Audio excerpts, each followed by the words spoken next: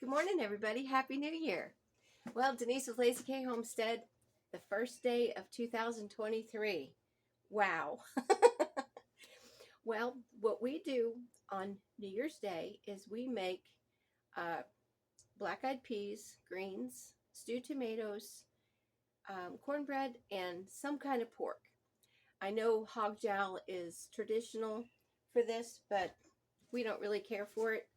So pork is supposed to symbolize being prosperous. So I have a pork butt in the crock pot, plus I'm going to put ham in my black-eyed peas. So I don't know if y'all do this or not, but we do this every year. My dad used to do it, and I remember he used to call me and he'd say, "Deese, did you eat your black-eyed peas?" New Year's Day. Well, let's get started on this video, and I hope y'all are having a great start so far. So what I'm going to do is use my Instapot. Let me bring this down here so you can see. And I'm going to use the saute button right here. And what I do is I'm going to go ahead and put my butter in here. Now when you use the saute, let's see. As usual, there is a technical difficulty. There we go. It's on now.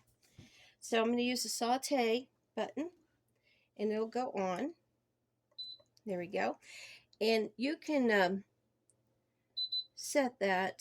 Let's see, saute. I'm going to go for less, and it's going to be on for 30 minutes. But if I wanted to go less, I will. So I just use the minus button, and I'm just going to go for 10. This does get hot, and it will flash hot if you've never used the Instapot before, and it's just letting you know that it needs attention. So I'm going to go ahead and pop in my butter. I get about 2 tablespoons. And I always put an onion, chop an onion up in here because I like the flavor. Willis will tell you, we both love onions. I've got some onions growing in the backyard in a raised bed. And hopefully they'll make it through the winter. They're supposed to. We never have the best luck with big onions. We'll keep trying though. So we're just chopping this up, dicing it, and however you want to. I kind of make it pretty small because we will be pressuring this in the Instapot once all this is sauteed. So let's come up here and let you guys see what I'm talking about. There you go. See, it's all in there. And next I'm going to go ahead and dice some ham. Now, when you are cutting things on your cutting board, you don't want to cross-contaminate, and that's why I did my vegetable first. And you do your meat second if you have meat to chop. And you don't want to come back with a vegetable. This is the last thing I'm going to chop on this. And then I'll wash it. I have a pound of cleaned and washed black-eyed peas, dried. And I'll go over that in a minute. Let's see, let me find a good piece. There we go. This ham. And let's see, I'm going to get a different knife to cut through that too. You don't want yours to cut with your same knife. I think that's enough. And I'll dice that up and I'll put it in there with the onion. And then we'll put our beans in there with some water and turn on the Instapot. And oh man, the Instapot does such a good job with beans. We just love it. I mean, we both come from homes that used beans. Always had beans. And you stand over the stove all day with beans, adding water. But the Instapot gives us the flavor that it's been in there all day. So I'm just going to go ahead and coarsely chop this ham. You can hear that onion sizzle. And I don't mind the fat in here because you want it to have fat for your beans because that is your flavor. Okay. Let me just stir that around. Let's see if I can get that a little bit higher so you can see what I'm doing. Just stirring that around in there, and it smells so good. There you go. Okay, so in the meantime, while this is sauteing down, I just wanted to saute just a little bit just to get the flavors together before I put the water and the beans in there. But let me get back to the beans. This is a pound of black-eyed peas, and you do have to wash them, and you do have to go through your beans. Because, you know, they're beans, and they were out there in the field and in a pod, and they go through the bean sheds and whatever, and you need to go through them and check for any bad ones that might be discolored or anything. When I was a little girl, that was my job, to pick through the beans. And there might be an occasional rock in there too, so you want to make sure that you go through the beans. So they are washed. Now, black-eyed peas do not take a long time in the Instapot. They cook really fast. They're not like a pinto bean where they take hours. So, just going to get that nicely sauteed. I think we're where we want to be. Just about translucent, you know. I'm going to go ahead and pour the beans in here. And then I'm going to start with 2 cups of water. I think I'll do probably 4 cups of water for 1 pound of beans. Because they are small. I don't want them to get too mushy. So here we go. Oh, they look good. So while I am cooking this, which I think I'm just going to cook for 20 minutes and see where we are in this. Okay, we're going to turn off the saute. Let me bring you guys down. I turned off saute. Now I'm going to go over here to pressure cook. Oh, let me cancel that first. And then pressure cook. And I'm going to just do this for 20 minutes. And you just leave it like that and it automatically starts. Just make sure that your vent back here is on seal and not vent. And you'll know, because if it isn't, it'll start steaming up out of here and you'll just turn it. But make sure you wear gloves or something, a mitt, because it will be hot steam. Okay, while that's going on, we'll go ahead and get the stewed tomatoes going. So I'll be back in a minute. Okay, in between the black-eyed peas and doing the tomatoes, I had to run out and feed. And because it is early, but I didn't want them to be out there hollering at me because they needed their feed. So everybody's fed and watered. So here we are with the stewed tomatoes. These tomatoes are in a bag, and I froze them this summer, and I'm going to use them for my stewed tomatoes. Now, if you don't have fresh tomatoes or ones that you canned or froze, you can just go to the store and buy a can and just kind of soup them up, and I'll kind of show you how we do it. It's not a lot of ingredients at all. It's just spices, really. You can use bell pepper. I choose not to because I like the taste of the tomato. So I'm just going to go ahead and pour these into a bowl because I want to just go over them because they've been frozen, and I want to take off all. Let me get you over here. The tops are still on them. And if there was anything, I did have help from some grandkids, so I do have to go through these. And I'm just going to go ahead and you see that, just like you would if you were canning tomatoes. You just take that off, any imperfections, and the skin. So that's what I'm going to do and put that over there. And I can probably do it a lot easier if I just open it from the bottom and squeeze it out. That'll work. Because you just want the meat of the tomato. You don't want anything else. And believe it or not, it takes a lot of tomatoes to do this. This one bag had about 2 pounds of tomatoes in it. So, but when they thaw out, the juice comes out of them. And they kind of lose their weight. So I'm just looking at these tomatoes, making sure they're good. And you do that when you buy tomatoes at the store too. Because sometimes, you know, you've got a tomato in there that doesn't look the greatest. So you just pull it out, set it aside, and it'll be fine. This day and age, you don't have to really worry about canning at the store like you did back in the day. I remember my aunt and uncle would tell me about watch and make sure the cans aren't like this way, because you wouldn't want to eat it, because the canning process hadn't been perfected back in those days. I mean, I'm talking probably the 30s and 40s. But this day and time, I don't think you have too much problem. So this is not going to make a whole lot of stewed tomatoes, but it's just us. Kathleen is still here. She's going to be flying out on the 4th, and I'm going to miss her.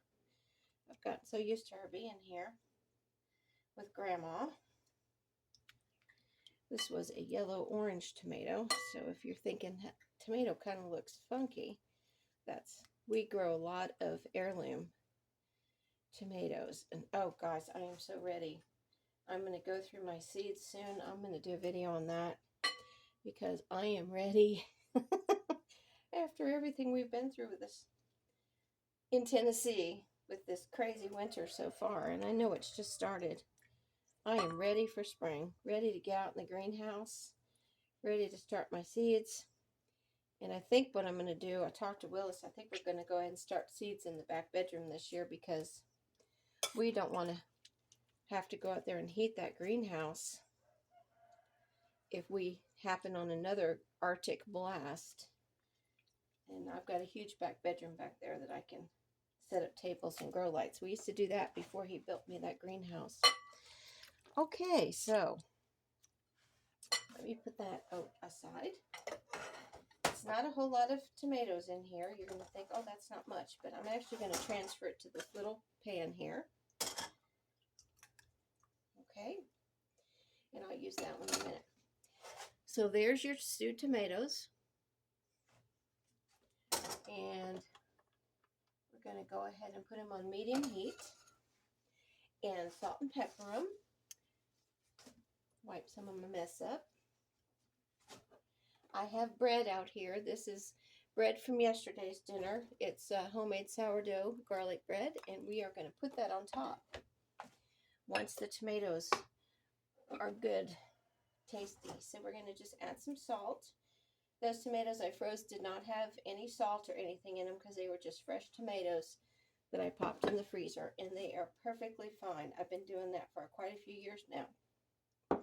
Sometimes when you're a canner and everything comes in at once, you get a little overwhelmed with all of that coming in. And so it's nice to know that you can pop those tomatoes right in the freezer. You can core them. I just make sure that there's no blemishes or, you know, anything that looks bad. And you can take the little tops off if you want to. I've kind of experimented a few times, and it's fine if you leave that on there, because you're going to take the skin off. You're not going to eat the skin or anything.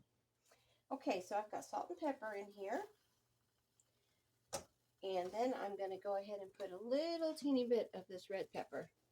We grew these cayennes here on the homestead, and I mean a little teeny bit. Okay. Then we've got basil that we grew here, and I crushed it up in my food processor. And I'm going to add that to it, probably, I don't know, half a teaspoon, because I like the taste of basil. And then parsley, which I did not grow. I grew it one time, and I need to get seeds to grow it again. So that was store-bought parsley. Okay, I'm just going to go ahead and mix that around. And the stewing part of this is you just let it cook slow, and all those flavors marry into those tomatoes, and it tastes really good. And then at the end, I'll put just a teeny bit of sugar in there, and then I will cut my bread up in little cubes, kind of like croutons, and lay it in there, and that just kind of soaks that up, and oh man, it is so good. So I'll be back in a minute. Okay, I'm back. I had to be a little quiet earlier because Willis was sleeping and Kathleen still is. So I wanted to get these things started, but I didn't want to wake up the house. So here is my tomatoes stewing. Let me just bring this down. Okay, and tomatoes is supposed to represent health for the New Year's Day and for throughout the year. So that's why we eat them. And like I said, we're going to have to put a little bit of sugar in here. And I'm going to put a teaspoon of sugar because these are very acidy tomatoes. And that's basically why you put the sugar in there, because you want to make sure that it's not going to be too hard to eat them. Okay, let me just taste it real fast. I'm sure that'll be fine. Oh yeah, perfect. Okay, so then I might add a little bit of pepper. And you can see they're boiling, bubbling, stewing. Okay, and now I'm going to go ahead and cut my sourdough bread. And see if I can find a knife. We had all the kids over yesterday, and I can't find anything. I did 2 loads of dishes, and things are still missing in action. Okay, now this is toasted bread, and I recommend toasted bread. That way it just doesn't become all gummy. And I'm going to go ahead and turn off my tomatoes, and I'm just going to set these in on top, like so. Bring it over so you can see what I'm doing. And you just set these on top, and these have garlic. This is garlic bread. That's why I didn't put any garlic in the tomatoes, because I don't really care for garlic tomatoes unless I'm having, you know, spaghetti sauce or something. But anyways, you just let that set there like that, and it kind of just soaks up into that bread, and oh man, it's so good. But that is for health.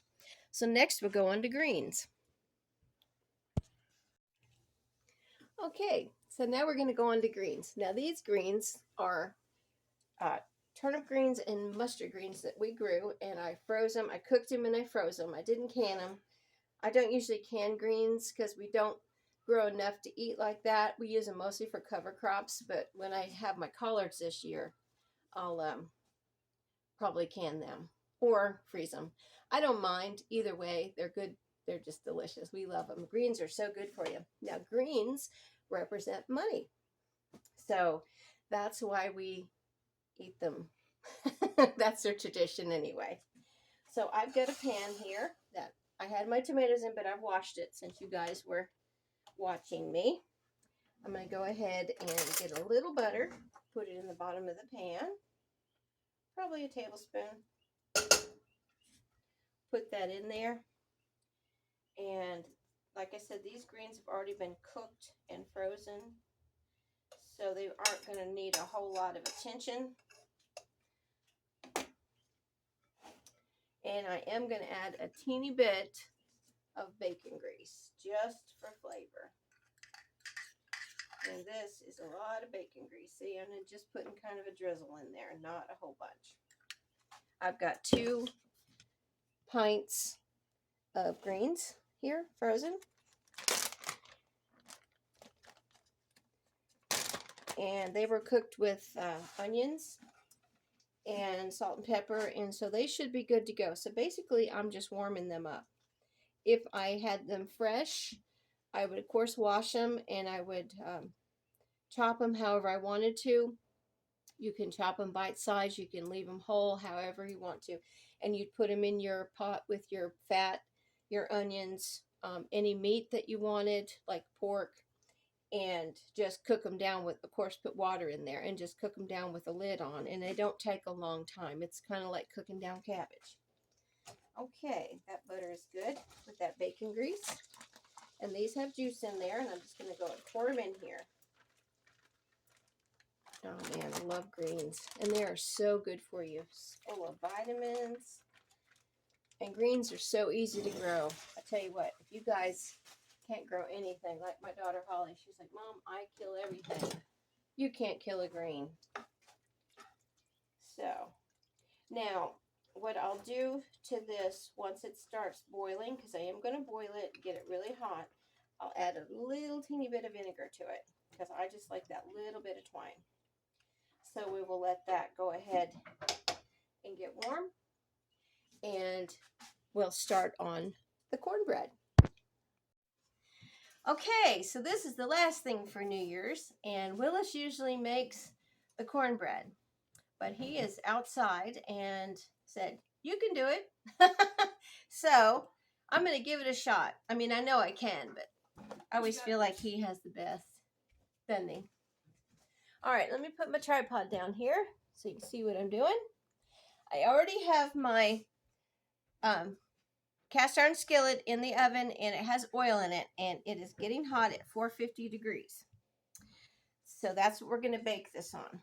All right, so look at my cute little measuring cups I got for Christmas. I'm so excited. Wesley got those for me.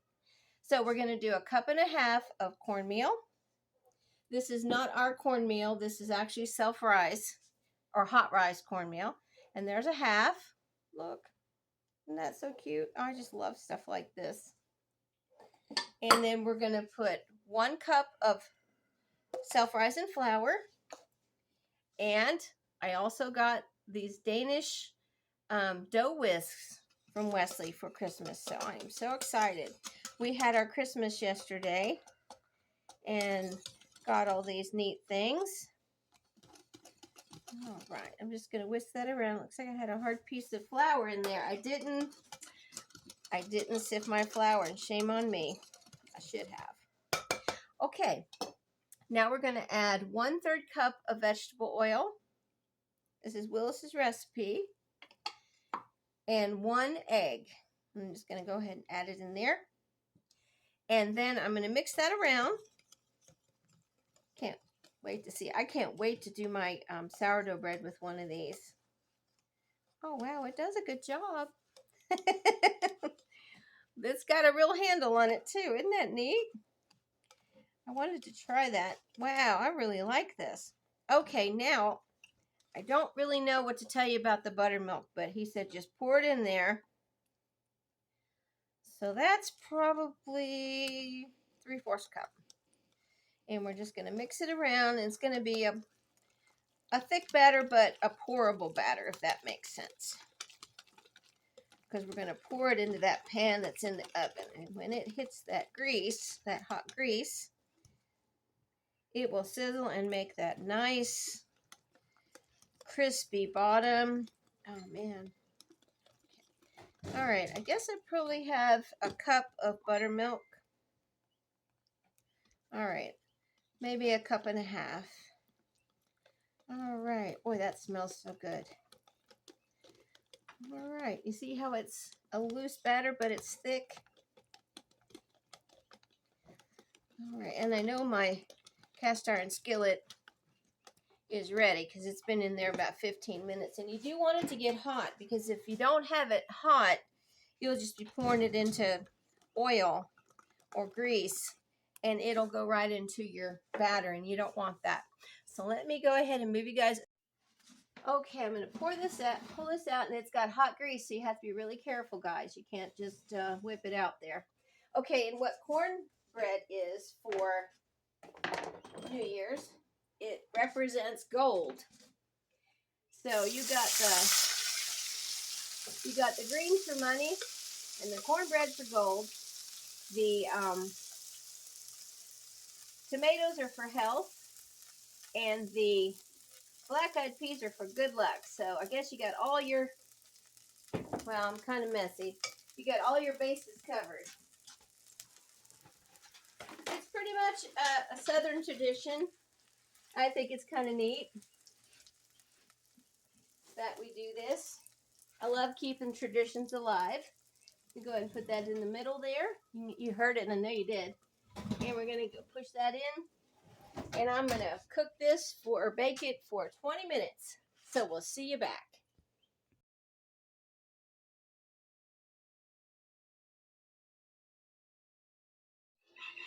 Okay, guys, I'm back, and this is our New Year's Day feast with all of our traditional goodies. And let's see, cornbread is gold, the tomatoes are health, the beans are good luck, the greens are money, and the pork back there is prosperity. So I wish all of you guys that.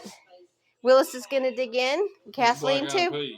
Yeah, I said beans. Oh, black-eyed peas. I call them beans. I guess I was raised to call them beans. Anyways, black-eyed peas are good luck. So Willis, Kathleen are going to dig in. And we wish you a happy new year. Happy, healthy new year. Hope you'll like, share, and subscribe. And we'll see you real soon. Bye.